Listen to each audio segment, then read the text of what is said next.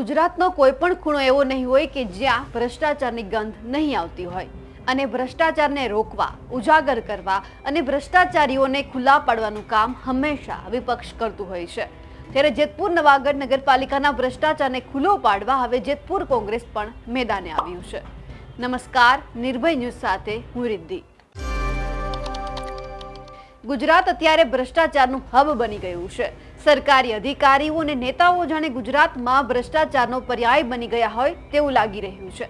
આ ભ્રષ્ટાચારને કારણે કેટલાય માસૂમો આ ભ્રષ્ટાચારીઓના કાળા કામોના અને લાલચનો ભોગ બનતા આવ્યા છે અને દર વખતે આ ભ્રષ્ટાચારના નામે રાજનીતિ રમવામાં આવતી હોય છે।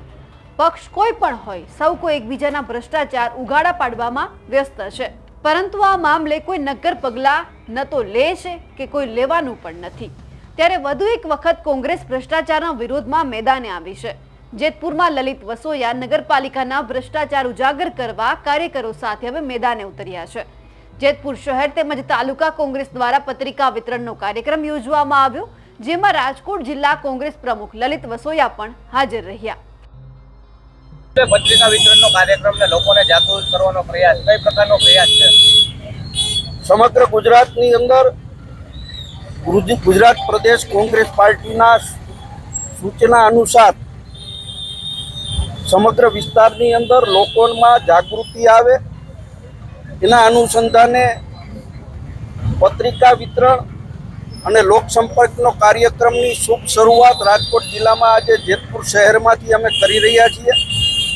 જેતપુર શહેરમાં વર્ષોથી ભારતીય જનતા પાર્ટીની નગરપાલિકા છે અને નગરપાલિકા દ્વારા અનેક ભ્રષ્ટાચારો કોંગ્રેસ પાર્ટીના આગેવાનો દ્વારા ઉજાગર કરવાનો પ્રયત્ન કરવામાં આવ્યો હતો, પરંતુ ગુજરાતની અંદર ભારતીય જનતા પાર્ટીની સરકાર હોય, ભ્રષ્ટાચારીઓ સામે કોઈ પગલાં લેવામાં આવ્યા નથી। જેતપુરની અંદર કરોડો રૂપિયાની ગ્રાન્ટ આવવા છતાં પણ જેતપુર શહેરનો જે વિકાસ થવો જોઈએ, રોડ રસ્તા છે, પીવાના પાણીની સગવડતા છે, ઇલેક્ટ્રિકની સગવડતા છે, આ સગવડતાના અભાવે જેતપુર શહેરના લોકો જે પારાવાર મુશ્કેલીનો સામનો કરી રહ્યા છે એ મુદ્દાઓ ઉજાગર કરી આવતી નગરપાલિકાની ચૂંટણીમાં પણ આ મુદ્દાઓને લઈ અને જેતપુરની અંદર કોંગ્રેસ પાર્ટી લડાઈ કરવાની છે ને એના અનુસંધાને આજે અમે આ કાર્યક્રમનું આયોજન કર્યું।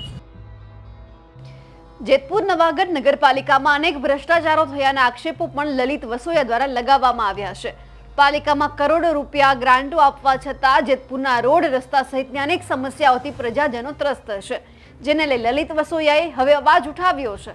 પણ જોવાનું એ છે કે ના સમજ અધિકારીઓ ક્યારે સમજવાના છે। અમારા અહેવાલ વિશે તમારું શું કહેવું છે કમેન્ટ કરીને ચોક્કસથી જણાવજો। સાથે જ નિર્ભય ન્યૂઝને લાઇક, શેર અને સબસ્ક્રાઇબ કરવાનું ભૂલશો નહીં। નમસ્કાર।